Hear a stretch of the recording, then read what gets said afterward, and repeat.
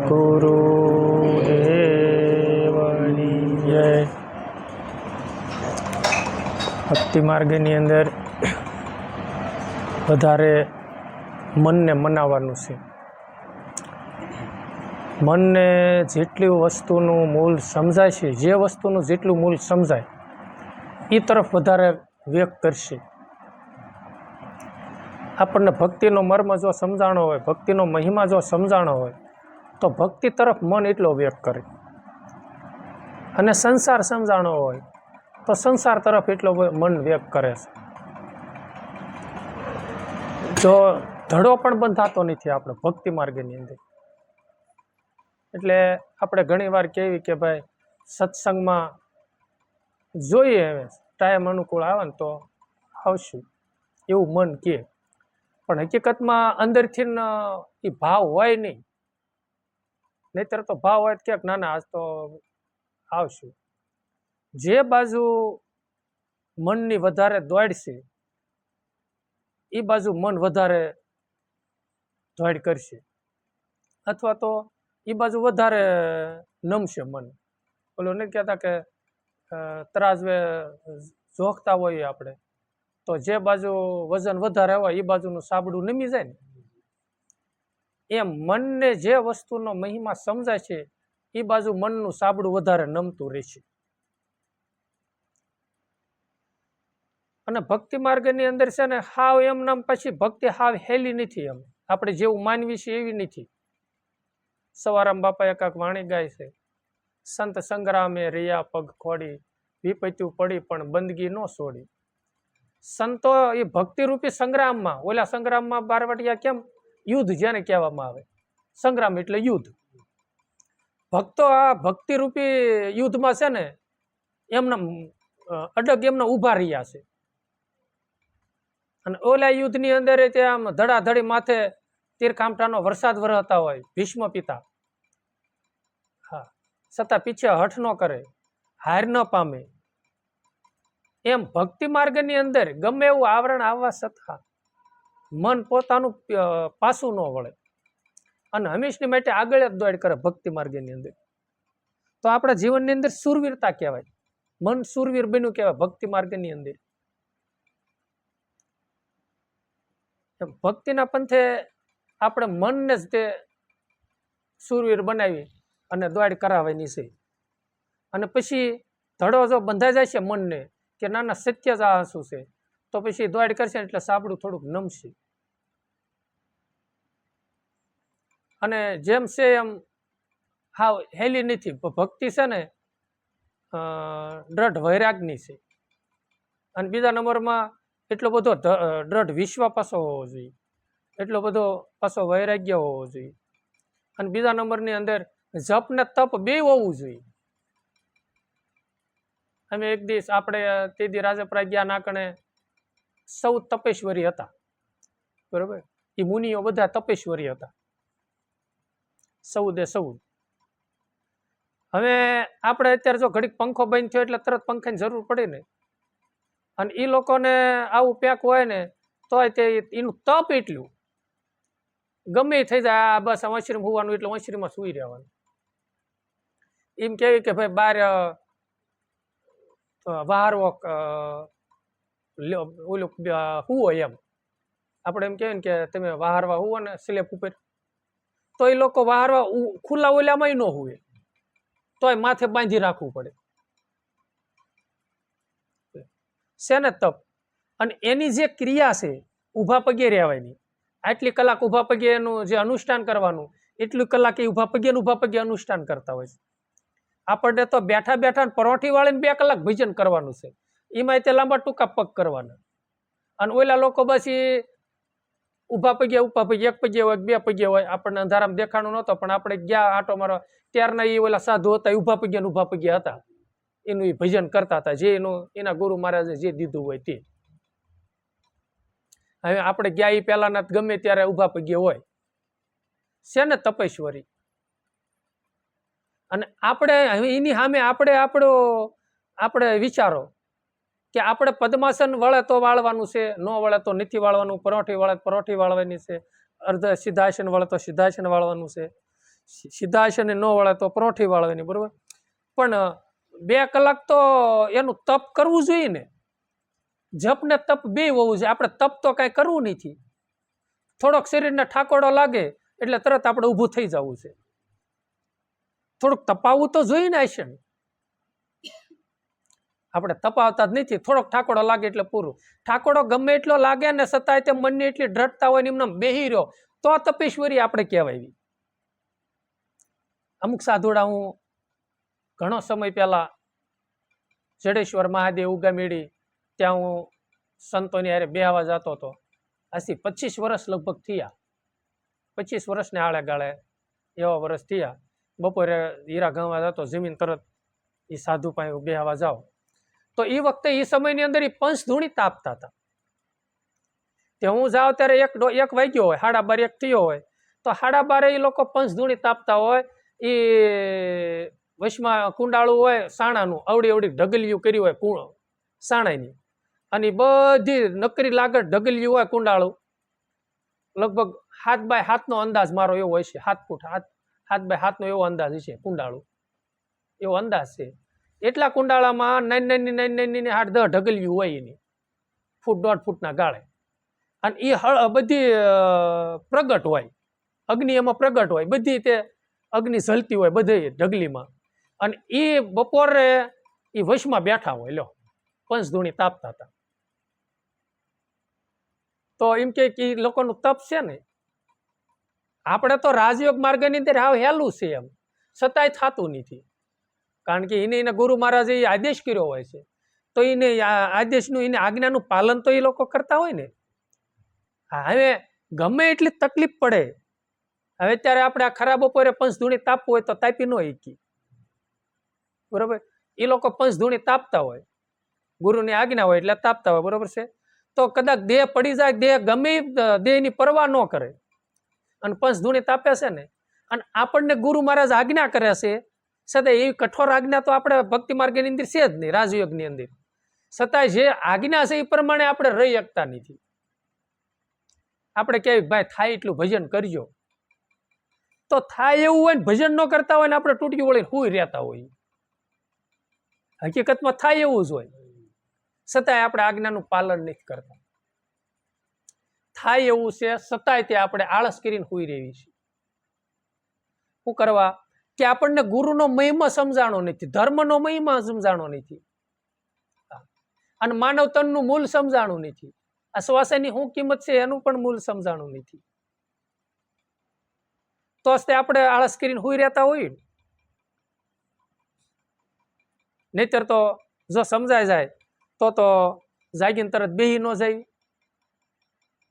કે લાય ઘડીક ભગવાનની માળા કરી લઉં, 1 2 કલાક જેટલી થાય એટલી. અમુક જાજો ભાગના સાધકોને ફરિયાદો હોય છે કે બાપા કલાક માંડ થાય, કલાક માંડ થાય. પણ કલાક તો બેહો છો બરોબર છે, પણ બેહાતું નથી, વાત બરોબર છે. પણ થોડુંક આસન તપાવો અને થોડુંક તપ કરો તો કાંક આગળ જાઓ ને તમે. નહીતર મન આપણું હાવ નિર્માલ્ય બની જાય અને બસ ત્યાં ઊભું રહે તો પછી કાયમની માટે કલાકનું જ રહે ને. આગળ તો આપણો પંથ થાય નહીં. મનની સંસળતા મટતી નથી ને એના કારણે થઈને ભજન થતું નથી. આપણે ભજનમાં બેવી એટલે તરત મનની ચંચળતા બહુ હોય. સંતો એમ કહે છે કે ધજાની પૂંછડી પવનની હલેલ કરે. ધજાની પૂંછડી તો સ્થિર હોય નહીં, પવન એટલે હલેલ જ કરે. તો મનનો એવો સ્વભાવ છે, સહેજે સ્થિરતા નથી, એની સંસળતા એટલી બધી છે મનની. તો મનની સંસળતા મટાડવા માટે, મનની સંસળતા શેને કારણેથી છે? ઇન્દ્રિયો જે છે ને એ એનો ખોરાક આપી રહેશે તમામ, અને ખોરાક આપે છે ને એટલે એને એ પોષણ મળે છે. મનને એ પોષણ મળે છે ને એના હિસાબે એની ચંચળતા વધી જાય છે. આ આંખ ઇન્દ્રિય છે, આંખ ઇન્દ્રિય જેટલું જોયેલું હોય, કાંક ને કાંક એવું અણઘડતું વસ્તુ જોઈ લીધું હોય, અથવા તો એક્સિડન્ટ જોયું હોય, કોઈ પણ વસ્તુ જોઈ હોય, બરોબર. તો આપણે કાંઈ ને કાંઈ વસ્તુ જોઈ છે ને તો એ તરત જ તે મન આંખ ઇન્દ્રિય જોયું તો એ અંદર પ્રવેશ કર્યો ને અંદર પ્રવેશ કર્યો તો એ મન ઉપર અસર કરી, એટલે મન ઉપર અસર કરી એટલે તરત જ તે મનની સંસળતા વધી ને, મનની સંસળતા વધી કે એ મનમાં એના વિચારો આવે, એ આપણે ધ્યાનમાં બેઠા એટલે તરત એના વિચારો. પાણી સમુદ્ર જેમ ભર્યો હોય ને એની અંદર તમે કાંકરો નાખો ને, પછી કાંકરો નાખો એટલે કેમ એના ધરંગો ઓટોમેટિક બહાર આવે, અને જળની ગમે સ્થિરતા હોય તો એ ધરંગો પછી સ્થિરતા ન રહેવા દે. એમ આંખ ઇન્દ્રિયથી જોવાથી એ અંદર એના ફોટા પડી જાય ઓલું થાય ને એટલે તરત મનની ખોરાક મળ્યો ગણાય, એટલે એની સંસળતા વધે છે. પછી કાન ઇન્દ્રિય, કાન ઇન્દ્રિય આપણને ફોનમાં કાંઈ જોયું જ નથી, કોઈ વ્યક્તિને આપણે જોયા નથી, એ લોકોને જોયા નથી, છતાંય તે આપણને ફોનમાં ઉગ્ર શબ્દથી કાંઈ થોડાક શબ્દ કહી દે, અથવા તો કાંઈ આપણે પ્રસન્નતાના કહી દે, જોયું નથી, છતાંય તે એ વાયા કાન ઇન્દ્રિય થઈ અને મનને પોષણ મળ્યું એટલે તરત મન ફાલ્યું ફૂલ્યું, આનંદ આવ્યું. અને એના એ કાનનો સ્વભાવ છે, શબ્દ એનો વિષય છે, સાંભળવો એનો શબ્દ એનો વિષય છે, કાન ઇન્દ્રિય સાંભળવું એનો સ્વભાવ છે. તો જોયા નથી કાંઈક બે ત્રણ શબ્દ આ ઊંડાણમાંથી કહી દીધા, ક્રોધ ભીરા એટલે વળી મનની સંસળતા થઈ એટલે તરત મન ઉગ્ર થયું, અથવા તો નારાજ થયું, દુઃખી થયું. વાયા ઇન્દ્રિય થઈ એટલે ને, એટલે આ નગરીની અંદર આત્મરાજા છે અને મન પ્રધાન છે, બરોબર છે. અને આ ઇન્દ્રિયો છે ને બધી એની સાગરિકો છે, એને પોષણ આપવા વાળી છે, એનો ખોરાક પહોંચાડવા વાળી છે. એમાં જે જ્ઞાન ઇન્દ્રિયો છે ને એનાથી મનની સંસળતા વધારે થાય છે. જ્ઞાન ઇન્દ્રિય એને કહેવામાં આવે જેને તવસા ઇન્દ્રિય કહેવામાં આવે, તવસા ઇન્દ્રિય જ્ઞાન ઇન્દ્રિયમાં આવે. પછી જીભ ઇન્દ્રિય જ્ઞાન ઇન્દ્રિય કહેવામાં આવે, પછી આંખ ઇન્દ્રિય જ્ઞાન ઇન્દ્રિય કહેવામાં આવે, પછી કાન અને નાક, આ પાંચે જ્ઞાન ઇન્દ્રિયમાં આવે છે. અને પાંચે જ્ઞાન ઇન્દ્રિયો જે છે ને એ મનને સંસળતા વધારે પૂરતી એના થકી વધારે થાય છે. તો એ ઇન્દ્રિયોમાં જે મનમાં જે ઇન્દ્રિયોનો પ્રભાવ પડે છે, તો એને બંધ કરવા માટે શું કરવું? તો એના માટે વધારે ભજન અને સત્સંગની જરૂર છે.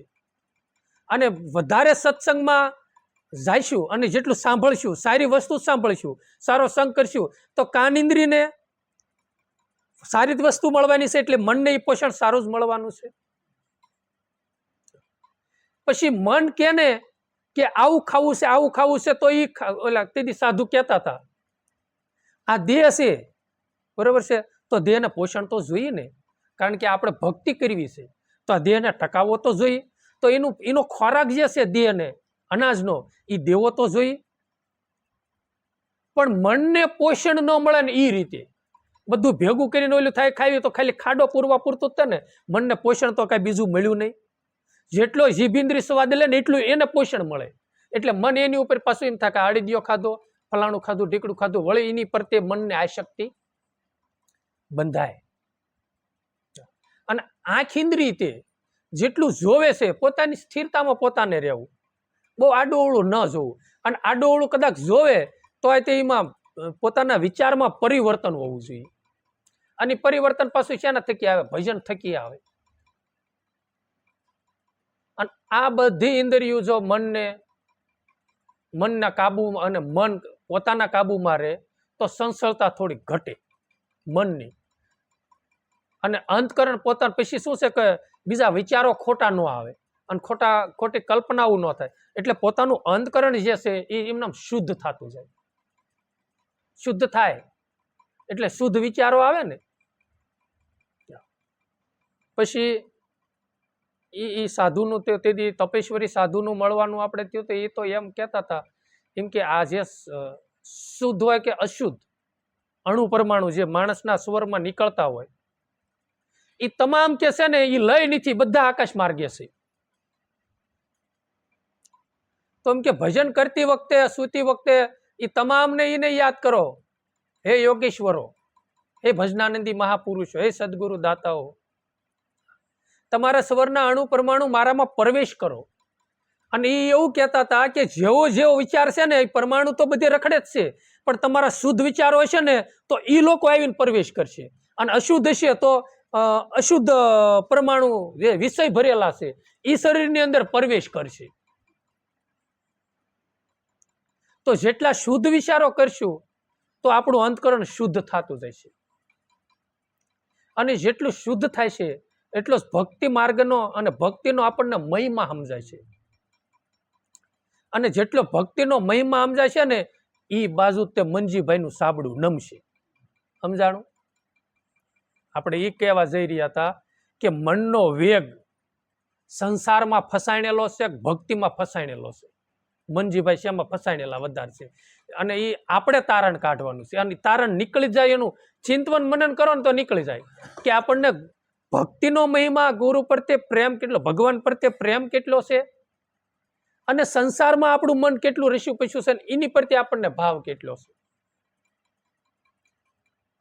એટલે સંસાર પાછો છે ને પોતાના ભીતરમાં ઈ પીડ્યો છે.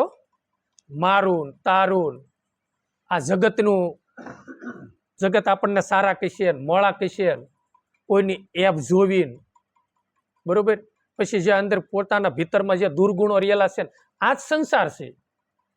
અને આપણે જેટલું માનો કે આ સંસારમાં આપણે રહ્યા છીએ, બરાબર, ગ્રસ્તીની અંદર, તો આપણે જેટલું મન પોતાનું માની કરી બેઠું છે, પોતાનું માની કરી બેઠું છે, એટલું મનને પાછું દુઃખ છે. સતારસિયા બાપુ એ ભાણી ગાય છે, પણ એ શબ્દ તો બહુ અટપટો છે.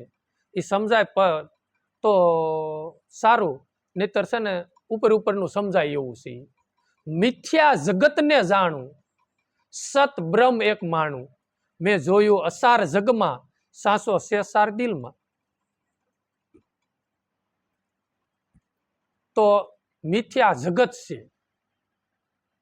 મિથ્યા જગતને જાણું, સત બ્રહ્મ એક માણું. તો એ જગત આમાં કેવું કોને?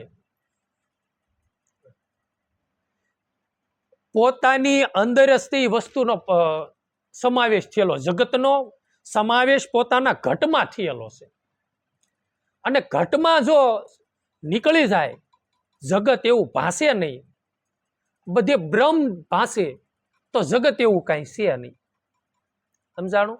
પોતાના ઘટમાં જ એવું છે કે આ મારું છે, આ તારું છે, બરોબર છે, આ સારું છે, આ નરસું છે, બરોબર, આ નાનું છે, આ મોટું છે. આ બધો ખેદ પોતાના ઘટમાં છે. પછી તો દુર્ગુણોની આપણે ઘણી દાણ વાતો કરી ગયા છે, સશસ્ત્રની, આ બધી શત્રુની, બધાની, પંચ વિષયોની, અંતકરણની બધી વાતો કરી ગયા છે ને. એટલે પોતાના ઘટમાં જેટલા દુર્ગુણો છે અને અવિદ્યા ભાસે છે, અજ્ઞાનતા પોતાના ઘટમાં છે ને, એટલે બધું જગત દિશ્ય છે. સમજ્યા? અને એ બધું નીકળી જાય તો બધે બ્રહ્મ છે. એટલે એને કીધું, અને એ બધું પાછું ખોટું છે. આ દેહ પોતાનો છે ને એ ખોટું છે, કારણ કે આ બ્રહ્મ ન હોય તો, બ્રહ્મ ન હોય તો આ એટલે પૂરું નહીં, બરોબર. પછી કોઈ પણ વસ્તુમાં આપણે આ ઇલેક્ટ્રોનિક વસ્તુ છે એમાં પાવર સપ્લાય થતો બંધ થઈ જાય ને બગડી જાય, એમાં પાવર લેપ ઉડી ગયો છે એટલે કાંઈ કામનો, એમાં પાવર જાતો બંધ, પાવર જ એમાંથી નીકળી ગયો છે એટલે પછીથી કાંઈ કામનું નહીં. એમાં આમાં આત્મ તત્વરૂપી પાવર છે, જગતમાં પાવર છે ને તો બ્રહ્મનો છે. સમજ્યા? પરમેશ્વર આદિનારાયણનો છે, અને એ ન હોય ને તો કઈ છે નહીં. એમ આ જગત દેહ જગત છે, બરોબર. પિંડેશો બ્રહ્માંડ, સંતો કહે છે ને, આ ભગવાનનું વૈરાટ સ્વરૂપ છે, એ એક બ્રહ્માંડ છે, અને એક આ સૂક્ષ્મ બ્રહ્માંડ છે. એ ભગવાને બનાવેલું છે, આ ભગવાને બનાવેલું છે. આમાંય જગતમાં આમ જો તો એમાં જગતમાં રચના છે બધી. હા, અને એ સર્જન થયેલું છે, એ બધું વિસર્જન છે. એમ આ ઘટની અંદર જે સર્જન થાય છે અને પાછું વિસર્જન, તમને સંકલ્પ વિચાર આવ્યો, વિચાર વળી પાછો અમુક સમયે પાછો એ લય થાય, સર્જન થયું અને પાછું વિસર્જન થયું. દુઃખ થયું, તો પાછું દુઃખ લઈ થયું, પાછું સુખ થયું. અને ખોટા તરંગો ખોટી અવિદ્યાના ડાગો પડેલા છે, અવિદ્યા છે, એ આ ઘટ જગતની અંદર છે ને, એ બધું મિથ્યા જ છે. તો આ જ્યાં પાવર મળે છે ને લેપ થાય છે, એમ આની અંદર આત્મરૂપી પાવર છે. આત્મા પરમાત્મા મેન્ટીસી પરમાત્મા છે, એની આત્મામાં આવે છે ને આત્મા એવું ભાષે છે. બરોબર, પછી જગત એવું છે એવું લાગે છે. બરોબર, એમ ઈ પાવર ન હોય ને તો કાંઈ જગતમાં છે નહીં. ઈ બ્રહ્મ છે, સમજ્યા? ઈ વ્યાપકમાં ઈ છે, વૃક્ષમાં ઈ છે, ચેતન જેટલું છે જ્યાં જે જગ્યાએ, એ બધો પાવર એનો છે. અને જો એ પોતાને જ્ઞાન થાય તો એમ થાય જગત છે ને એ મિથ્યા છે ને બ્રહ્મ એક સત્ય છે. પછી એને બધે બ્રહ્મનો અનુભવ થાય. સતારશા બાપુએ કીધું ને, પરવર્તું દિગાર દિલમાં. જેમ આમાં અણુ અણુમાં છે, આમાં રજમાં રૂવાડે ચૈતન્ય રૂપી મહાપ્રભુજી ભગવાન બિરાજે છે, એમ પટમાં પણ ઘટમાં જેમ છે એમ છે, અને પટમાં એમ જ છે. અને આ ચેતન જેમ છે, આ રૂવાડામાં ચેતન છે, રૂવાડા વધે છે, આ જે કાંઈ થાય છે દેહ તે કદ વધે છે, એ શેને લઈને અંદર બેઠો છે ચૈતન્ય. એમ જગતમાં જે વનસ્પતિ પછી કોઈ પણ વસ્તુ તમે લો ચૈતન્ય સ્વરૂપે, એના લઈને બધી વધઘટ એનું પ્રતિબિંબ બધી પડે છે. અને જો એ સમજાય તો સુખ દુઃખનું આવરણ કાંક મટે એવું છે, નહીતર સુખ દુઃખનું આવરણ મટે એવું નથી. કારણ કે ઘડીકમાં સુખ ને ઘડીકમાં દુઃખ. એટલે સંતોએ કીધું છે ભૂલાતી નથી આ સુખી જિંદગી. સતારશા બાપુએ કંઈક ગાયેલું છે ને, ભૂલાતી નથી આ સુખી જિંદગી, હંમેશા જ્યાં હતી જ્યાં સુખી જિંદગી. જે સુખમાં જીવન ગુજારતા હતા ને જ્યાં હતી હંમેશા ને માટે સુખ હતું, એ જિંદગી ભૂલાતી નથી.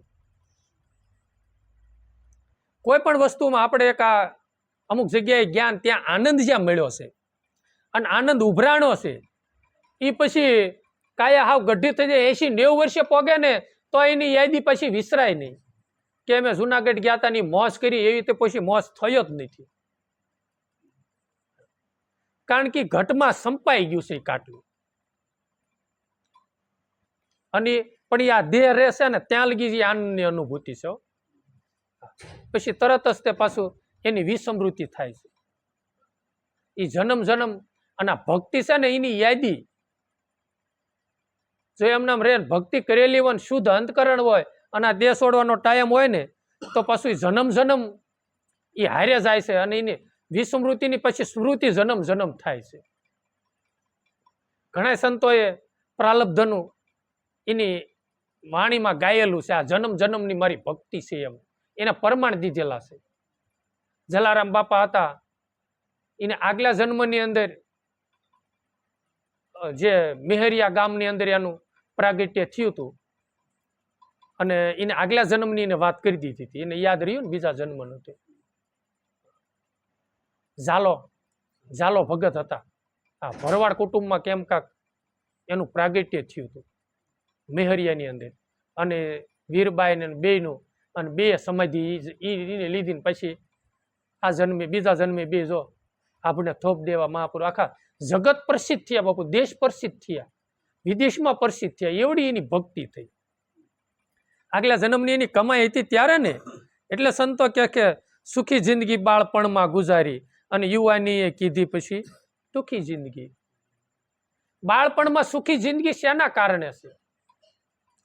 પેલા તો એક તમે એવું જુઓ કે માવતર પોતાનું એટલું લાડકોટથી ઉછેર કરતા હોય છે, અને બીજા નંબરમાં કોઈ ખોટા દ્રંદો એટલે ખોટા વિષયો પોતાનામાં પ્રવેશ ન કરાવો ને એટલે દુઃખનું આવરણ આવતું નથી, સમજ્યા? કારણ કે મારા તારાનો એટલો બધો ભેદ હોય નહીં. કામ, ક્રોધ, લોભ, મોહ, મદ, મત્સર, આ જે કાંઈ ખોટા શત્રુ છે, રૂપ, રસ, ગંધ, શબ્દ, સ્પર્શ, આ જે છે એ એનાથી શેટા હોય છે. અને ગમે એટલી મોંઘવારી ફાટી નીકળે, ગમે એ થાય, છતાં એ બાળપણમાં એને હું કાંઈ નહીં, કેવલ શુદ્ધાત્મા હોય છે. અંદર કોઈ વિષયો એટલા બધા પ્રવેશ ન કર્યા હોય એટલે એની સુખી જિંદગી કાયમની માટે. જાગે નાથી આનંદ, તે સુવે ત્યાં લગી પોતાનો આનંદ. એટલે સતારશા બાપુએ કીધું સુખી જિંદગી બાળપણમાં ગુજારી, પછી યુવાની એ કીધી દુઃખી જિંદગી, પછી યુવાન થયા એટલે અમુક વસ્તુ પછી પ્રાપ્ત ન થાય ને એટલે મન તરત દુઃખી થાય. દુઃખી થાય ને, માનો કે આ મનને જે વસ્તુ ગમી આની વસ્તુને પ્રાપ્ત ન થઈ, અથવા તો એને ગમતી વસ્તુ હતી અને કોઈ છીનવી લીધું, કામ છીંધ્યું કે આમાં નફો છે ને એટલું કામ કરી નાખજો, ન થયું એટલે ક્રોધ આવ્યો ને, અને ક્રોધ પ્રવેશ કર્યો. એટલે ક્રોધ આવ્યો એટલે પછી કેવડું દુઃખ થયું. ક્રોધના હિસાબે દુઃખ પ્રવેશ કરે છે ને, દુઃખ થાય મોટું. એટલે સતારશા બાપુએ કીધું કે પછી યુવાનીએ કીધી દુઃખી જિંદગી, સુખી જિંદગી ભૂલાતી નથી. ભૂલાતી નથી આ સુખી જિંદગી. એ તો બાલ્ય અવસ્થા તો એટલે બધું આપણને યાદી ન હોય, પણ સતારશા બાપુને જ્ઞાન થયું હોય છે અને જગતમાં જોયું હોય છે કે 5 વર્ષનું બાળક હોય એને હું મોંઘવારીની, હું વિષયોની કાંઈ નહીં, કેવલ ખેલદિલીમાં આનંદ ભયો. હા, અમુક કિશોર અવસ્થા સુધી પોતાનો આનંદ ભયો જ હોય છે. પછી યુવાન થાય ત્યારે આ પછી પોતાના જીવનમાં દુર્ગુણો પ્રવેશ કરે છે, સંસાર પ્રવેશ કરે છે, મારા તારાનો ભેદ માયા પ્રવેશ કરે છે, અને નાથી પછી દુઃખ એનું ચાલુ થાય છે. એટલે પછી એને કીધી સડી સડ રીકુ અંગે જુવાની. સડ રીકુનો અર્થ, સડી સડ રીકુ, સડ રીકુનો અર્થ 6 શત્રુ છે આપણા જીવનની અંદર: કામ, ક્રોધ, લોભ, મોહ, મદ અને મચ્છર. આ પોતાના જીવનમાં એ 6 શત્રુ સડી આવ્યા. સડી સડ રીકુ અંગે જુવાની. પોતાની જુવાનીમાં એ વસ્તુ પ્રવેશન આપણને કરી જ ગયું છે, અને પછી બગાડી ઉમંગી આ ભરી જિંદગી. પોતાની ઉમંગ ભરેલી જિંદગી હતી ને એ પછી નાથી બગડી. સંગ બીજો થયો ને, ભેળસેળ થઈ ગઈ. હોનું 100% હતું, પણ ભેળસેળ થઈ ને 2-3 દાણ વગાડ્યું, 4-5 વાની પાસે ફર્યું ને એટલે ભેળસેળ થઈ ને એની ઘોણે શુદ્ધ જ હતું, પણ આ શત્રુનો સંગ થયો ને એના હિસાબે જિંદગી બગડી. પોતાના જીવનમાં પોતાના મનને એટલી બધી કામના જાગી કે આ વસ્તુ પ્રાપ્ત કરી લેવું છે, આ વસ્તુ પ્રાપ્ત કરી લેવી છે, એવું કામ જાગ્યું કે 4 વ્હીલ લઈ લેવી છે, એવી આશા, એવી તૃષ્ણા થઈ, આશા એવી જાગી, અને વસ્તુ પ્રાપ્ત ન થઈ એટલે પછી દુઃખ થયું. અને એ વસ્તુ, અમુક વસ્તુ પ્રાપ્ત હોય અને કોઈક છીનવી લે, સાના માના એના કામનું હોય, અને કોઈ લઈ ગયું એટલે મારું માની બેઠા હતા એટલે કામનું હતું, અને લઈ ગયું એટલે ક્રોધ સીડ્યો, અને ક્રોધ પોતાનું નગરીમાં ધનોત ફનોત બધું કર્યું. પછી લોભ અતિશય લાગે, રાતને દી એક કરે એની પાસે, છતાંય પ્રાપ્ત ન થાય, વળી પાછું દુઃખી થયું, નારાજ થયું. અને વસ્તુ પ્રાપ્ત થઈ છે એ વસ્તુ પર મનને એટલી બધી આસક્ત બંધાણી, એની ઉપર મોહ થયો. આ સાંભળાની આંખે જે દેખાય છે ને જે વસ્તુ, આમ એની વસ્તુ ઉપર પ્રેમ નથી, એની ઉપર મોહ છે. આપણને પ્રેમનું પ્રાગટ્ય તો ભીતરમાં છે. આપણને દીકરો હોય, દીકરી હોય બાલ્ય અવસ્થામાં, તો બીમાર પડે તો ધોળાધોળ આપણે હાફળા ફાફડા થઈ જાય. શેના હિસાબે? એની ઉપર આપણને મોહ છે. જમીન જાગીર છે, માલ મિલકત છે, એની ઉપર આપણને એટલો બધો મોહ છે. એટલે મોહ એ વસ્તુ આપણથી વેગળું થઈ જાય છે, એટલે એમાં પાછું મન એટલું બધું દુઃખી થાય છે, અને એમાં પાછું પોરવાઈ જાય છે. રાત ને દી એનું જ મનન, ચિંતવન મનન ને એનું જ મંથન થી રાખે છે, અને એવડું મોટું દુઃખનું આવરણ આવે છે કે પોતાનો હૃદય ભીતરથી રોયાસ કરે. અને મહાપુરુષો, ભગવાન આવા અંતકરણમાં પોતે એવા અશુદ્ધ વિચારો આવે અને મન આવું ખોટું માની બે ને ત્યારે રડે છે અને ભગવાનને પ્રાર્થના કરે છે, પ્રભુ આમાંથી મને બસાય. આ મારું અભાગી મન છે, સમજતું નથી. આ મારું દુબજાળું મન છે, આ રેઢિયાર મન મારું થઈ ગયું છે. આ પ્રભુ આમાંથી તું છોડાય. એમ ભગવાનને પ્રાર્થના ભક્તો કરે છે અને ભક્તિનો મહિમા પોતાને સમજાણો છે. અને છતાંય તે જો છે જ આમ તેમ થયું હોય તોય પોતાનો હૃદયો રોઈ પડે છે.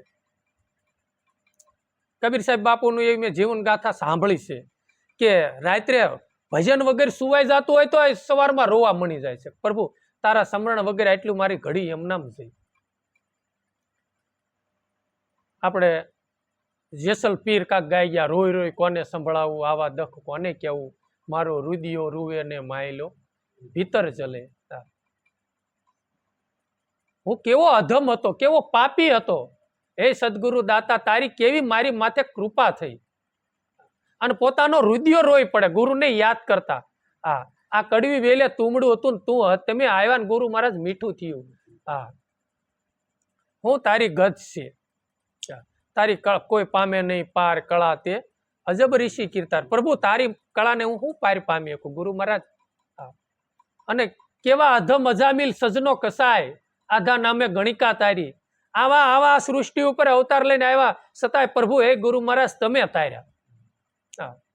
ગુરુ મારા ત્રાપા રે ગુરુજી મારા તુમડા, ઈ તુમડીએ ઉતરીએ ભવ પાર, અમારામાં અવગુણ હે ગુરુ મહારાજ તમારા ગુણ ઘણા છે. આ ભગવાનને બિરદાવે ને આમ એના રુદિયા રોય પડે છે. અને આપણું માની બેઠું છે ને આપણું નથી અને આપણીથી વિખૂટું પડે છે, એની પાછળ આપણે રડી પડવી છે ખોટી વસ્તુમાં. અને મદ આપણામાં જ્યારે આવ્યો, હું કાક છું, મારી સિવાય કોઈ મારી જેવો કોઈ ડાયો નહીં. આપણે બે જણા ડખો હોય અને કોઈ સમાધાન કરવા જાય ને આપણામાં જ વાંક હોય ને તો છતાંય વિસલા માણસ સમાધાન કરવા એમ કે મારે ભાઈ ખોટા હારે મેળ જ ન આવે, એ ખોટું કરે મારે મેળ જ ન આવે. અને ઓલા પાસે જાય તો ઈ એમ કે ઈ ખોટા હારે તમે રેવાઈ દો. થાય ને, પોતાને એમ થાય કે હું સાસો છું. અને એવો પોતાને મદ, પોતાની કાયા એટલી સજાગ હોય, સ્વરૂપવાન હોય, એમાં જો થોડાક ભગવાન કરે કૃપા અને થોડાક પૈસા પાસે આવી જાય તો એનો પણ મદ હોય છે કે મારી પાસે એટલા પૈસા છે, બરોબર. કોઈ સત્તાનો મદ હોય છે, કાયાનો મદ હોય, અરે કોઈ કલાનો મદ હોય, આપણે કોઈને 5 વાતો કરતા આવડી જાય એનો પણ મદ હોય. એ મદ છે ને ભાંગીને ભૂકો ભજનથી થાય ભાઈ, બાકી ન થાય. નહીતર આ મન મોટપના માળે ચડે ને ક્યારે ઉસર ગઢ ઉપર છે ને ગઢના કાંગરે ચડાવે, નાથી પછી આપણને હેઠા નાખીનું નક્કી નહીં, સમજ્યા. એટલે બહુ સાવચેતીથી રહ્યા જેવું છે, કારણ કે આપણું કાંઈ હોતું નથી. એટલે આપણા જીવનમાં ઘણી પ્રકારના મદ આવે છે, સમજ્યા. એ મદ પણ આપણને દુઃખી કરે. આપણે કાંઈક આગેવાઈની આપણને દીધી હોય, ગામ ધુમાડા બની રૂપિયાનો ઠેલો અને આખો વહીવટ આપણને તો આમ મંજીભાઈ ફાયલા ફૂલત કેવડો મદ આવે ને. અને એમાં તે હજી હિસાબ ન કર્યો ને 1 વાગ્યો ઠેલો આંચકીને લઈ લીધો હોય તો એટલા બધામાં કેવડું દુઃખ થાય છે ને. અને આ નાના હતા ને એ બાળપણમાં એ કાંઈ હોય કાંઈ નહીં. અને એને એ ખબર ન હોય કે 500 નોટ છે, 1000ની નોટ છે, લઈ જાને હાથમાં ફાડી નાખે. કેવલ આનંદ. આ મદ છે. આ મદે આપણને અતિ દુઃખી કર્યા.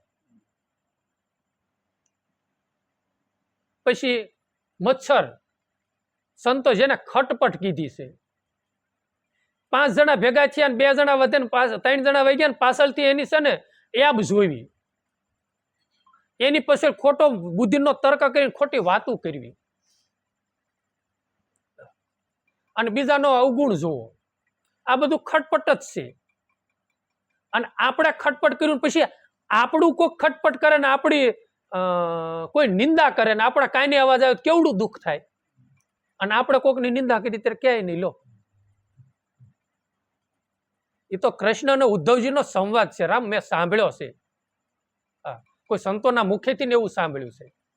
આપણે આ ઓલા સુરદાસ આપણે શ્રીમદ ભાગવત વાંચે, ડોંગરીજી મહારાજના મુખેથી સાંભળ્યું છે. ઉદ્ધવજી પ્રશ્ન કરે છે, પ્રભુ મારી કોઈ નિંદા કરે, અરે ખોટી પ્રભુ નિંદા કરે તોય સહન નથી થતું, ખોટી નિંદા કરે. એ કે ઉદ્ધવ ખોટી નિંદા કરે, ખાસી નિંદા કરે, પણ જો એ નિંદા કરે છે એવો મનને ભાસ થાય અને સ્તુતિ સમાન ન લાગે ને તો આપણી ભક્તિ એ જે કાશી છે. એટલે આપણને ના પ્રમાણ મળ્યું છે. આપણી કોઈક નિંદા કરે છે, આપણી કોઈ હાંસી કરે ને તો આપણું મન નારાજ થાય ને એટલે આપણને જે ભક્તિનો રંગ લાગ્યો નથી. સમજ્યા? આપણે ભલે કેવી અમે ગુરુમુખી અમારે ભક્તિ એમ કરીએ છીએ, પણ આપણે ભક્તિનો રંગ પૂર્ણ નથી લાગ્યો. ભક્તિ એ આપણી કાશી છે. આ સંતોના ભગવાન જીવન ચરિત્ર વાંચવા, કથામાં જવું શું લેવા કે આપણને આવા પુરાવા મળે. એટલે છઠ્ઠો છે ને સંતોએ ષડ ઋતુમાં આ છઠ્ઠો ગુણ ઓલા છઠ્ઠો શત્રુ આ કીધો છે કે બીજાની ખટપટ ન કરવી. અને આ ખટપટ છે ને કોકને આપણે કરતા હોઈએ ત્યાં આપણને મીઠી લાગે. નિંદા પરાયણ, જબુમાએ કીધું નિંદા પરાયણ નઠારી લાગે, સમરે શ્રી રણછોડ કીધું ને. એ આ નઠારી લાગે ને એ આ છઠ્ઠો શત્રુ હતો ને એને રજા કરી દીધી. જબુમાએ રજા કરો, તમારી કાંઈ જરૂર નથી. અને આપણે બીજાની આગી પાછી કરવામાં વાતમાં મીઠાશ આવે, અને પછી આપણી વાત કોઈક આગી પાછી કરે ને તો આપણને દુઃખ એવડું મોટું થાય છે ને. તો આપણને દુઃખ થાય છે તો ના વિચાર કરો કે આપણે કોકની આગી પાછી કરી થામાં માણસને બિચારાને ઘમાસર મળે એટલે એને કેવડું દુઃખ થતું હોય છે. જો એ સમજાય જાય જ્ઞાન થાય ને તો આપણે બીજાની આગી પાછી કરતા આપણે બંધ થઈ જાય. હંમેશની માટે પોતાનો અવગુણ જોવો અને બીજા માણસનો ગુણ જોવો, એ ભક્તિનો સિદ્ધાંત છે. એટલે સતારસિયા બાપુએ કીધું સડી સડ રીકુ અંગે જુવાની. મારી જુવાની આવીને આ સડ રીકુ આ સશત્રુ મારે સડી માથે આવ્યા અને પછી એને બગાડી, આ સુખી જિંદગી બગાડીને પછી કીધી દુઃખી જિંદગી. ભૂલાતી હંમેશા જ્યાં હતી સુખી જિંદગી ભૂલાતી નથી પ્રભુ મને. એટલે પછી એને મળે વૃત પણવું ત્યારે પસ્તાવો થાય છે. મળે વૃત પણવું ત્યારે પસ્તાવો થાય છે અને દુઃખોમાં ગુજારું પછી રડી જિંદગી ભૂલાતી નથી આ સુખી જિંદગી. હા, વૃતપણું જ્યારે મળે ત્યારે પસ્તાવો થાય કે ઓહો હો મારો દેહ સજાગ હતો, ભક્તિ કરવાનો મારો સમય હતો ત્યારે મેં કરી નહીં અને હાથમાં કાંઈ રહ્યું નહીં. આ દેહ મારો કયામાં નથી રહ્યો. હાલતા હાલતા પડી જાય ને આપણે, પછી મંદિરે જવાનું બંધ થઈ જાય, સેવા કરવાનું બંધ થઈ જાય, કારણ કે વાંચીને કોર ઉતરતા ધ્રુસતા હોય છે. એટલો બધો પછી પસ્તાવો છેલ્લે રહેશે. હા, વૃતપણું જ્યારે મળે ત્યારે પસ્તાવો થાય છે. કે પસ્તાવો તો એ થાય કે જ્યારે મારી જુવાની હતી અને જ્યારે મારી કાયા સજાગ હતી ત્યારે આ મન અભાગી વિષયોને આધીન રહ્યો અને હું વિષયો ઢંઢોળવામાં રહ્યો અને જોતા જોતામાં મારે દિવસો વીયા ગયા. અને પછી જગત એના ઝાકારો દે, ઘરના કોઈ સામું જોવે નહીં, ટાઈમે રોટલો આપે કે ન આપે, આપણી કોઈ વાત પણ સાંભળે નહીં અને આ દેહ હાવ ખળભળી જાય ત્યારે કેવલ પસ્તાવા સિવાય કઈ જીવનમાં રહેતું નથી. અને ગઢું માવતર હોય એનું જીવનમાંથી કઈક ગુણ લેજો, થોડા ક્યારેક જોજો. કમાઈ કમાઈને હું બિચારા કમાણા. અને જો ભક્તિ રૂપી કાંક કમાઈ હશે તો તકલીફ ત્યારે પછી રડવાનો સમય નહીં હોય, ત્યારે ભક્તિ કરવાનો સહેલી જિંદગીમાં ભક્તિ કરવાનો ભાવ થાય છે. હા, બેઠા બેઠા માળા કરશે ભગવાનની, કારણ કે જુવાનીમાં કરી હતી ને એટલે એ ઘાટું થઈ ગયું છે.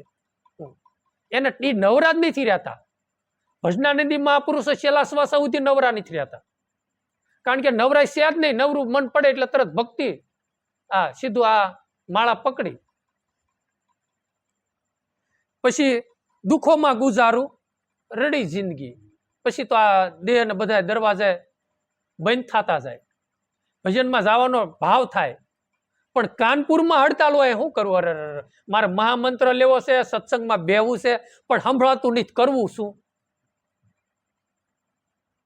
દુઃખ થાય ને. કાં છે તો જાવું છે ભજન સત્સંગમાં, કથા હાલે છે, પણ સૂર્યદેવ વગ્યા છે, લાકડી લઈને કોઈક દોરીને મેકવા આવે તો છોકરાને કેવી તમારે કાંઈ સાના મના ઘેરે બે એરિયો ને વળી પડશો ક્યાં કોણ તમારી વેઠ કરશે? ત્યારે એવો શબ્દ સાંભળે ત્યારે એમ થાય આ વેઠ, આ મેં પાટા બાંધીને પરણાવ્યા ને આ બધી આખી જિંદગી મેં વેઠમાં કાઢી નાખીને અત્યારે મને ખાલી કથામાં મેકવા આવવામાં એને વેઠ લાગે છે. કેવડું દુઃખ થાય ને. પછી દુઃખોમાં જિંદગી ગુજારવાની પડ્યું. પછી ભગવાન યાદ ન આવે, સમજ્યા તમે? કારણ કે આખી જિંદગી ઓલાની યાદ નહીં થયો ને, પસ્તાવો જ યાદ થાય, નકરો પસ્તાવો જ. અને હગુવાલું ભેગું થયું, ગામનું ભેગું થયું ને, એની પાસે પસ્તાવાની વાતો અને છોકરાના હગાવાલાના અવગુણ ગાવા સિવાય કાંઈ નહીં રહે. પછી ઓલા છોકરા હાંસવે છે ને ઓલા નીથા હાંસવતા, છોકરાને હું હાંસવે ન હાંસવે. હવે ઘણું મારે ભજન સત્સંગમાં જાવું છું, પણ દેખાતું નથી આંખે, અથવા તો સંભળાતું નથી, અથવા તો પછી હાથ ધરું છે. અમુક ગઢિયાનું બાપુ જોઉં છું, હાથમાં વાટક્યો ન રહે, રામ સાનો શેલી અવસ્થા, લખવા ગોઈને આમના હાથ થતા હોય.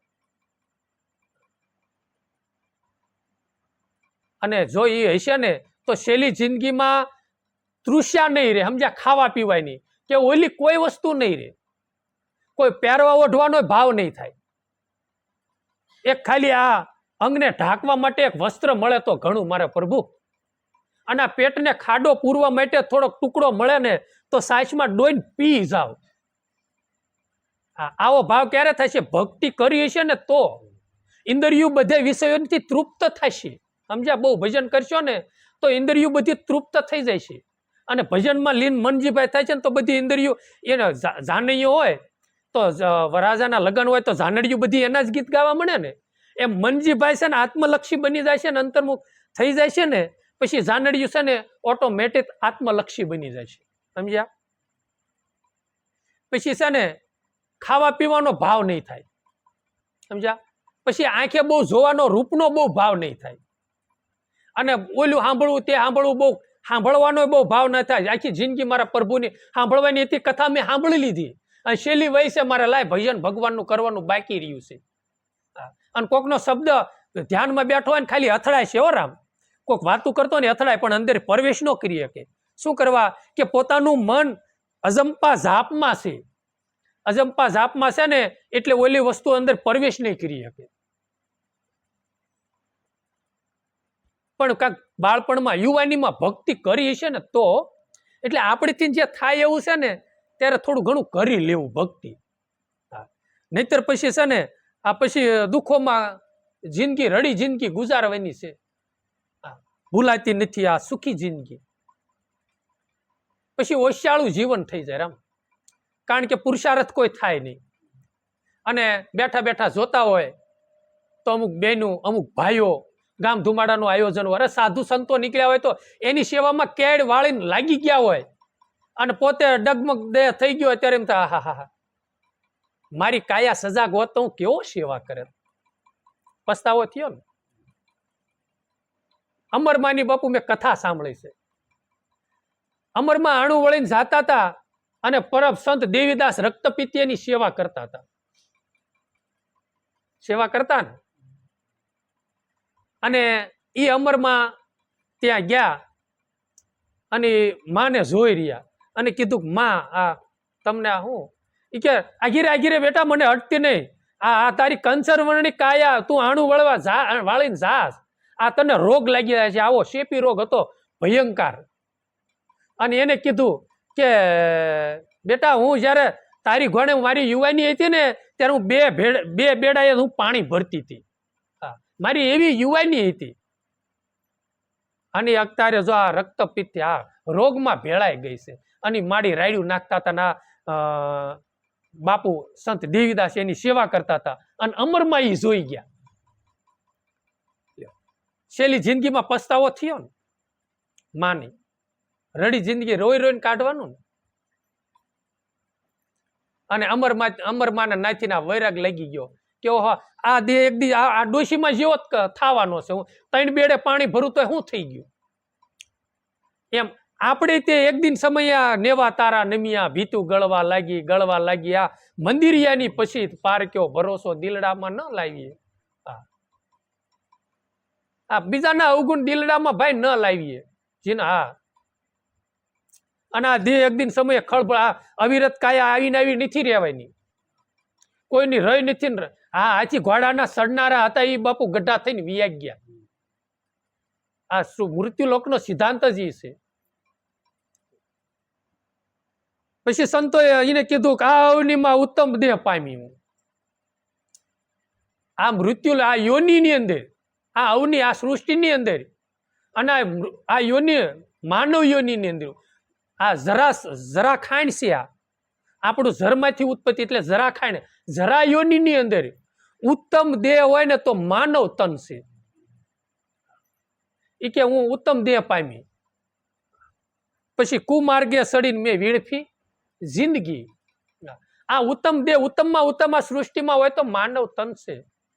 મનુષ્ય દેહ દુર્લભ હતી મોટા દેવને પૂરણ ભાગ્ય પમાય, વટાવડા સિંહ વાટના વાટે ને ઘાટે વીરા વિલંબ ન કીજીએ. સંત મૂળદાસ બાપુ ગાઈ ગયા. ઉત્તમમાં ઉત્તમ હોય આ બધાને સર્વમાં, આ બધાથી સર્વમાં શ્રેષ્ઠ હોય આ સૃષ્ટિમાં તો આ માનવ તન છે. આ માનવ તનથી જ તે નરમાંથી નારાયણ બની શકાય છે. અને જન્મ માનવ તન લેવું હોય તો એ લઈ શકે છે. અરે આ માનવ તનથી જ તે જન્મ ગુરુનું ચરણ લેવાય છે. નિર્વાણ જવું હોય તો નિર્વાણ જાય છે. અરે બ્રહ્મલોકમાં જવું હોય તો બ્રહ્મલોકમાં, સ્વર્ગલોકમાં જવું તો સ્વર્ગલોકમાં જવું, દેવલોકમાં જવું હોય તો દેવલોકમાં જવાય છે. આ જે માનવ તનથી જ એ બધું થાય છે. એટલે સર્વમાં શ્રેષ્ઠ. હા અને માનવ તનથી જ તે 84 ફરવાય જવાય છે. હા 2 રસ્તા છે. મન ફાવે તે કરતો જા. આ બે રસ્તા છે. જે રસ્તે પોતાને અપનાવો એ અપનાવો. સમજુ ને શાણા મહાપુરુષો છે ને ભક્તિનો માર્ગ લઈ લીધો કે માનવ તન સજાગ છે ને ત્યાં લગી ઈશ્વરની. એને સમજુ ને શાણા કહેવાય મહાપુરુષો. એટલે એને કીધું કે આ અવનીમાં ઉત્તમ ઉત્તમ દેહ આ યોનિની અંદર પામી તો મનુષ્ય દેહ હું પામ્યો. અને કુમાર્ગે સડી અને મેં જિંદગી વડફેડી નાખી. કુમાર્ગે એટલે આ કુમાર્ગ કહેવાય. દારૂ, જુગાર, મટન, વિભિચાર, ચોરી, આ કુમાર્ગ કહેવામાં આવે છે. સમજ્યા? પછી જીવ જેટલો વિષયોને આધીન રહેશે, મદિરા પાનને આધીન રહેશે અને જગતની જેની તેની ખુજલી કરવામાં, આગીપાછી કરવામાં, ખોટી કટેઓમાં મંજીભાઈ રસ્યું પસ્યું રહેશે. એટલે કુમાર્ગે, અવળા માર્ગે, ભગવાન તરફથી અવળો માર્ગ લીધો. ભગવાન સિવાયનો બીજો માર્ગ લેવો, ભક્તિ સિવાયનો બીજો માર્ગ લેવો ને એને કુમાર્ગ કહેવાય. કુમાર્ગે સડીને જિંદગી મેં વડફેડી નાખી. આખી 1 લાખ રૂપિયા ભેગા કર્યા હોય અને નકામાં હાવ વેસન ફેશનમાં વેડફેડી નાખ્યા હોય, કેવડો પસ્તાવો થાય. ત્યાં માનવ તન કેટલાય જન્મનો પુણ્યનો જથ્થો લઈને રામ આવ્યો અને 50-60 વર્ષની મૂડી લઈને આવ્યો, 60-70 વર્ષની, અને કુમાર્ગે સહી 60 વર્ષ પછીની 60 વર્ષ સુધીની જિંદગી છે ને વડફેડી જ નાખી. પછી 60-70 વર્ષ પછી જિંદગી કદાચ 30 વર્ષ 100 વર્ષ સુધી રહ્યો તો પછી કઈ ન થાય. યુવાની હાવ વડફેડી નાખી. કહે જીવ અજ્ઞાનમાં ભૂલી હજુ એ સમજ મન તો નથી જિંદગી. એટલે એને કીધું કે હજે કહે જીવ અજ્ઞાનમાં ભૂલી. આ અજ્ઞાનતામાં જીવ ભૂલી ગયો હાવ. હજુ જો તું સમજી જા અને પાછો વળી જા તો જિંદગી હજી બંદગી છે, હજી બગડી નથી. સમજ્યા નથી? હવારને પાછા વળ્યા નથી પીર. આ શબ્દ છે ને એમ કહેવાતો કે દહીથરાઈની અંદર પ્રેમદાસ બાપુ થયા. હા એવો મહાન અડીખમ આભને થોપ દેવો મહાપુરુષ પીર કહેવાય બાપુ. ભર ઉનાળે વરસાદ લાવેલો ઊંધા માથે તપ કરીને મડા બેઠા કરવાથી તો સામાન્ય વાત રામ. એમ કહેવાય છે એ પ્રેમદાસ બાપુ એકદાણ કાક અનીડાની અંદર સત્સંગમાં આવતા દહીથરાઈથી 4-5 જણા 3-4 સેવકો. એમાં કોક બારવટીયો કોક મળ્યો ને તે કે ક્યાં જવું છે એમ કરીને કાંક પકડ્યા. તે આવડાને પાસે રામસાગર ને બીજું શું હોય તે કાંઈ મળ્યું નહીં. તો ઓલો બંદૂકનો કદા આવે ને એ ઊંધા એક ઓલા સેવકોને જ માર્યા પણ બાપુ નહીં માર્યા બે. પછી એને એમના સેવક હતા દરબાર, એનું નામ કાંક સારું છે મને નથી આવડે, એ ના ગયા ને પછી સત્સંગ પૂરો થયો ને પછી બીજા સેવકોએ કીધું કે ભાઈ આજ તમને ખબર છે અમને ઓલો બારવટી ઓલો કે આ મળ્યો ને ડાકુ, એને કે અમને બધાને કે બંદૂકના અવળા બબે મારી અને બાપા નહીં મારી કે. અને એનો આત્મો રોય પીડ્યો. હા, આંખમાંથી આહુડા વહી ગયા અને સીધો ગુરુના શરણમાં પીડ્યો. એ કે બાપુ મને રજા દો, મને રજા દો ને તો આમ જો કાલ દી અસ્ત ન થાય ને તા કે એ આ સૃષ્ટિ ઉપર ઈવડો ઈ ન હોય કે. ત્યારે જો સંત હતા એટલે પ્રેમદાસ બાપુએ કીધું ભાઈ એ કે હડકાયું થાય ને એ 3.5 દી જીવે કે, વધારે ન જીવે. તા 2 દી થયા ને ત્રીજો દી ઉગ્યો નહીં ને તા હમાસર આવ્યા કે એને કોઈ કે ભડાકે દઈ દીધો.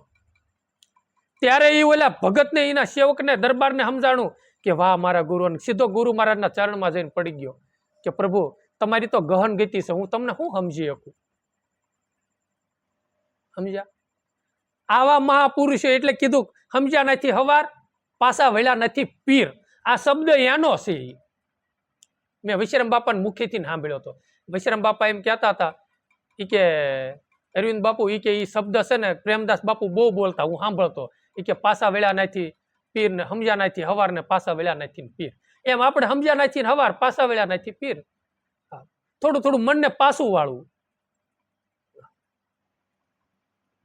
હજી જો સમજી જાય તો હજી ઓલા ગણે કે પોતાનું શ્વાસા જેટલા બાકી છે એટલા તો ભગવાનના સમરણમાં જાય છે. અને જો ઘાટું થઈ જાય તો વળી પાછો ભગવાન આનો આપણને તક દેશે અને ભગવાનની ભક્તિ પાછા કરશું. એટલે એને કીધું વિચારી જો ને જિંદગી છે બંદગી, તો અંદર ઉતર અને આ માનવ તનની જે જિંદગી ભગવાનને મળી છે ને શ્વાસ ઉશ્વાસે એ બંદગી કરવા, એટલે ભગવાનનું ભજન કરવા માટે. સતારસિયા બાપુ કેવા થયા, મોમેડિયન સમાજમાં થયા એટલે એને બંદગી શબ્દ મેક્યો છે, ભજન શબ્દ નહીં બંદગી. અને સનાતન ધર્મ અપનાવીને સતારસિયા બાપુ મહાન થયા. એટલે એને આપણે વિચારી જોવાને આ જિંદગી શું છે. ભક્તિ સિવાયનું કાર્ય ખાવું પીવું ને ઊંઘવું, મળમૂત્ર ને મેથુન, આ 6 વસ્તુને આધીન આપણે મકાન બનાવવું, છોકરા પરણાવવા, પટાવવા, મોટા કરવા, ગટપણ આવે મરી જવાનું, આ બધી યોનિમાં છે. લ્યો તો જિંદગીમાં પશુ જેવું જીવન છે હાવ. તો વિચાર કરી જુઓ કે આ માનવ તન ઉલ્લેન છે, માનવ તન બંદગી કરવા માટે, ભગવાનનું ભજન કરવા માટે છે. એટલે સતારસિયા બાપુએ કીધું વિચારી જો ને ભાઈ જિંદગી તો બંદગી છે. એટલે આ જિંદગી ઈશ્વરની કૃપાથી મળી છે ને માનવ તન, એ ભગવાનનું ભજન કરવા. હા, મૂર્ખ તું સમજતો નથી જિંદગી. એટલે એને કીધું મૂર્ખ મનને કીધું મૂર્ખ મન જો સમજી જા ને તો આ જિંદગીમાં છે ને ઈશ્વરની ભક્તિ કરવા સિવાય બીજું કાંઈ છે જ નહીં સ્વાદ. હા, ભગવાનની ભક્તિમાં હાસું છે અને કર્યા જેવું હોય ને તો એ છે. હા, કર સત સમાગમ તો જીવન સુધરશે. સતારસિયા બાપુએ કીધું કર સત સમાગમ, સંતોના સમાગમથી, સત્યનો સંગ કરવાથી સત સમાગમ નિષ્દિન કરીએ વારંવાર કરી ગઉં છું. હા, અને રામચંદ્ર ભગવાને કહી દીધું છે, સબરીબાઈને પહેલી જ ભક્તિ સમજાવી છે, કીધું છે કે પ્રથમ કર સત્સંગા. ગંગા સતીમાએ કીધું સત્યનો સંગ કરવો, સંતનું ચરણ સૂકવું નહીં. સંતો ભક્તોની સેવા મળે, કોઈ તપસ્વીની સેવા મળે તો એ તક જવા ન દેવી. સામે લાખ રૂપિયાનો ઢગલો હોય નહીં, એ કાંઈ કામ નહીં આવે. એ સેત દેહ ત્યાં લગી તે, અને ઓલી સેવા કરેલી તારી જન્મ જન્મ તને કમાઈ દેશે. અને એ સેવા થકીને ઓલું થાય છે, સમજ્યા? અને આ સેવાય નહીં હોય ને આ કઈ સંગેનો નહીં હોય ને તો ઓલી રાખમાં રોળાઈ જાય છે. લાખ રૂપિયા લાખનો ઢગલો હશે ને ક્યારે વડફેડા જાય છે એનું નક્કી નહીં. અને આ કમાઈ છે ને અખંડ છે, એવી ના છે, તમારી હારે જન્મ જન્મ રહેશે અને તમને સત્યના પંથે. અને કેવી છે, પારસ જેવી છે એ સેવા. સંતોનો સમાગમ, સત્યની કમાઈ. એક લોઢું છે ને પારસ લોઢાને અડાડો એટલે થઈ જાય ને એમ તમારી કમાઈ કરેલી છે ને બીજા જન્મે સત્યના ગુણો તમારામાં પ્રવેશ થાય છે ને તો બમણી કમાઈ થાય છે. એટલે એને કીધું કર સત્સમાગમ તો જીવન સુધરશે, દુવાઓ મળે એવો ભલી જિંદગીમાં. સંતોનો સંગ કરશો ને તો જીવન આપણું સુધરશે, અને જીવન સુધરશે અને સંતોનું મૂળ સમજાશે, અને આમાં માણસને છે ને દુઃખી નહીં કરી, અને કોઈની ક દુવા નહીં લેવી. ભલી જિંદગી એટલે બધાની દુવા જ લઈશું. ક દુવા લે ને તો એ સંતોનું કેવું એવું છે, ક દુવા લે તો 7 પેઢી સુધી એનું પેઢીએ છે ને દુઃખમાં ને દુઃખમાં ગુજરે છે. અને જો ભલી જિંદગી કોઈ માણસની દુવા મળી જાય તો 7 પેઢી સુધી એની સુખી જિંદગી રહેશે. તો દુવા ક્યારે લઈ શકશું આપણે? સંતોનો સમાગમ સાંભળશું ને તો સંતો આપણને એનું જ્ઞાન દેશે કે દુવામાં આટલી ભલી જિંદગીમાં આટલું બધું, હા ગરીબ જીવન જીવવામાં ભલી જિંદગીમાં આટલો નફો રહેલો છે, અને બુરી જિંદગીમાં એટલી ખોટ છે. ક્યારે સમજાશે? સંતનો સમાગમ કરશું તો. એટલે પહેલી કડી એને મહત્વ એ મેક્યું, એ શબ્દ એને આગળ લખ્યો મેક્યો, કર સત સમાગમ તો જીવન તારું સુધરશે. પછી એને કીધું દુઆઓ મળે, જીવન આપણું સુધરી જશે. જેની તેની સેવા કરશું, જેને તેને પ્રેમરૂપી પાણી પાઈશું, મીઠી વાણીથી એને આશ્વાસન દેશું, તો એની દુઆ મળશે. અને દુઆ તો ભલી જિંદગીમાં દુઆ જ છે, તો સારું જીવન આપણે ગુજારી શકશું. રામ સંતોના સમાગમથી કીધો બોધ સતારશા. આપણને સતારશા બાપુએ આ બોધ દીધો છે કે આવું જીવન ગુજારો, માનવ તન ધારણ કરી, અને સદગુરુએ કૃપા કરી મુજ પર, અને ગુરુ મળી જિંદગી મને. ગુરુની કૃપાથી મને આ સારી જિંદગી મળી છે. મારા પર સદગુરુ મહારાજે કૃપા કીધી, અને પછી હું ગુજારું સુખી જિંદગી. ભૂલાતી નથી આ સુખી જિંદગી. એટલે હંમેશની માટે, કાયમની માટે જેટલું સુખની અનુભૂતિ થાય, ક્યારે થાય? સંતોના સમાગમથી. આનંદમાં આનંદ જીવન ગુજારો ક્યારે થાય છે? આપણા જીવનમાં સત્વ ગુણો આવે, અને સત્વ ગુણો પ્રદાન ક્યારે થાય છે? ભજન કરશું, અને ભજન કરવામાં ભાવ ક્યારે થાય છે? કે સંતોનો સમાગમ કરશું ને, સત્સંગનો સમાગમ કરશું, અને સંતોના શરણોમાં રહેશું, એની સેવા કરશું, સદગુરુને આધીન રહેશું, એની રેણીમાં રહેશું, તો આપણને ભક્તિનો મહિમા સમજાશે. ગુરુ આપણી માથે કૃપા કરશે, અને ભજન કરવાનો આપણને ભાવ થાય છે. ભજન કરવાનો જેટલો ભાવ થશે એટલે આપણા જીવનની અંદર વિચારોનું પરિવર્તન થશે, અને આપણને આનંદમય આપણી જિંદગી થશે. એટલે જેટલું થાય એટલું રામ ભજન કરીજો. ગુરુવાર પૂરો કર્યો. સતગુરુ દેવની રમણીક સાહેબ, અમર સાહેબ, ઉમેશ્વર મહારાજ, રામા પીર, સનાતન ધર્મ, ગરવી ગત ગંગા, શ્રામ મહેશ્વરી માત,